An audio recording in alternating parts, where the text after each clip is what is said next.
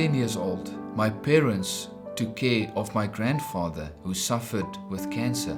My parents took care of him for a long period of time by preparing meals for him and just taking care of his general well-being. And this morning or today, we will see how Paul writes to the church in Corinth, and he writes to them about love, the agape love of God. And he says that the agape love of God always perseveres. Now that word perseveres means to be persistent, to love persistently, even in tough times. The ESV says that love endures all things. The Greek word means also that perseverance means to remain or to endure.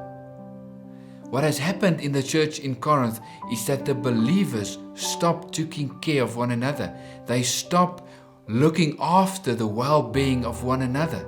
And Paul writes, he says, love, agape love, always perseveres. The agape love of God never quits. It never gives up.